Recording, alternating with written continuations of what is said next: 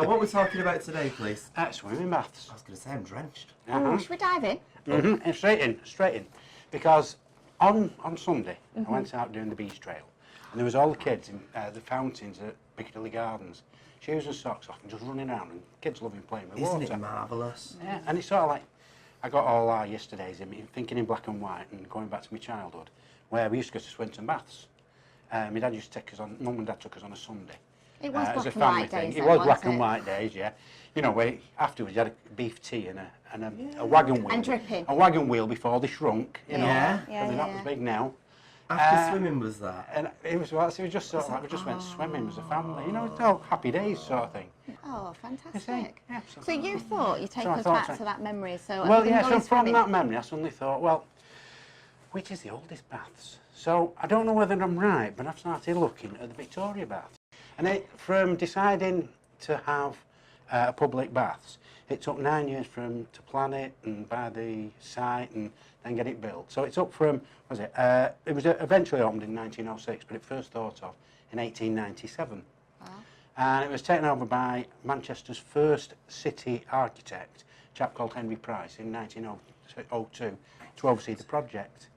And when it was first opened, upon opening, it was the country's most splendid municipal bathing institution. It's a mouthful, isn't it? I know there's some fantastic little quotes in the history of it. Can you imagine, though, when it opened, all the people flocking thinking, oh, this is well, great you in say all the Manchester, people. Or was it only the middle class? Well, it'd be men, wouldn't it? Oh, actually, yeah. So don't look at the guys, you see, and all that. And I wasn't girls got the, well, there's a little bit later on when they allowed mixed bathing, about 1914 or something mixed like that. Bathing. Under caution. They were very cautious. They introduced mixed bathing.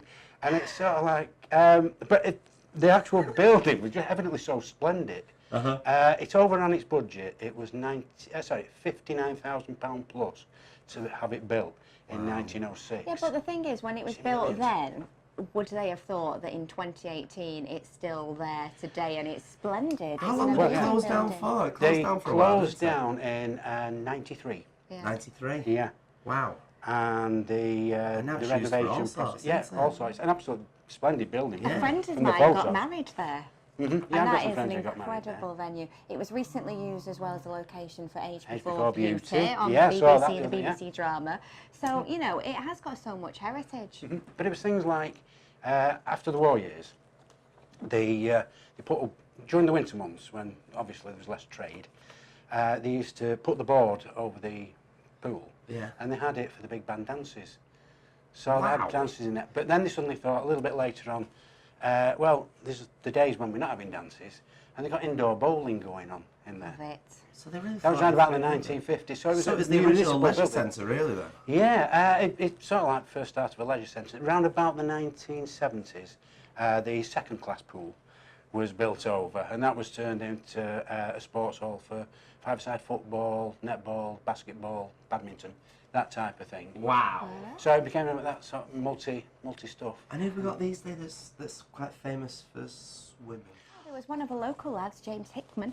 That's the one, thank you. Get it? Look, gold star for me. Gold star for you, Flower, yeah. There you go. Thank you, that's the chap I was trying to remember. No, he was absolutely fabulous, and I think it is great that we have got all that history in Manchester. But do you know what I am seeing here? Wow. He's got out of doing yet another sporting activity because it's not a baths anymore. Well, I know, but can I just take you back to a little bit that I really liked? It was the Turkish baths. Turkish baths? The Turkish baths, because I haven't got a clue. Well, the Turkish bath suite consisted of... In Manchester? In part, all in the same building. It had a Turkish baths, right? Didn't know that. I didn't. No. And it consisted of 3 hot rooms. Oh, nice. A shampooing room. A douche shower. What do? Do you stand on your hands? I don't know. A Russian bath, which is a steam room, and a restroom. But when it closed down, that was one of the main, should I say, attractions that was missed when they had to close it down in '93, and that was. I just love all this. It's like the Titanic, isn't it? Douche. That's what it says. Douche. But it's a shower. Is that a bidet? Is that a bidet? Is it in modern terms? I don't know. haven't got a clue. I don't think you should make an ass of yourself anymore. Come on. Can I say ta-ta, Titters yet? Do you want to say Have you having a moment now? Sorry. Yeah. Oh, I have a moment every time with Colin. Flipping it. Wait, we're gonna have to get to our next guest now. Yeah, absolutely. They are there waiting for it. What are you doing next week? Well, next week, you're with... I'm on the sofa, aren't we? Probably. We're on the sofa together. Yeah. Probably not best to do sport that week. So, me and thee. Go on, ta-ta, ta-ta, right, and Belinda. then, I'll tell you what, is there anything exciting that you're doing on your holidays that might consist as a sport? I am doing a thing called coaster-earing. Coaster-earing? Yes. Oh, what's that when it's at home? You basically hug a rock and then drop. Right, is it worth me looking into? I dare you. Right, fair enough. Make sure you take your heels off. Coaster-earing. Oh, no, these are wonderful for keeping on. Honestly, yeah. Dig right into the rock, and if anybody annoys you, right on the throat. Ta-ta, Titters. There we go.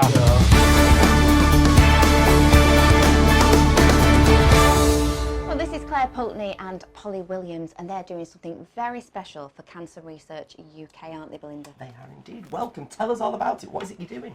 So on the 23rd of September, we've got a sponsored dog walk happening at Heaton Park. So we're very excited about that. We're hoping to raise £10,000 for Cancer Research UK. Wow, that's a lot of money. That can make a real difference, Really can't can, it? yeah. Because you've organised this, and Polly, you're actually from the charity. Yeah. And that type of money, £10,000, what will that do? It's incredible because we are restricting the fundraising raised at the Woof event to go locally. So it's at the Manchester Cancer Research Centre where the money will be restricted to go to in Withington. And it's just an incredible amount. And obviously with the fire that's recently happened, every little helps and everything is counting. And we can't run, and our researchers can't fund, they can't do what they do without volunteers and without the fundraisers, because we receive no government funding. It's all thanks to fundraisers like Claire. Talking about a dog walk, we're not just saying like a stroll, are we? Oh, This is going to be a big thing. 5 km. Wow. Yeah. So we are doing a shorter route for the smaller, and older dogs, but yeah, it's quite a walk. So where's it go? It's going all around. We're going all around by the lake. We've got a little route planned out that should be really scenic, really nice for all the families that are coming. Oh, and there'll be that moment where you'll be like, that dog and that owner, when you get them saying, do they look like each other? It'll be almost like spot the owner, spot the dog. Yeah, because we're having a bit of a fancy dress as well, aren't we, going on? So for the dogs or the people? Well, either. I think your mum's joining, isn't she? And she's going to dress up the dog and also herself in the bumblebee.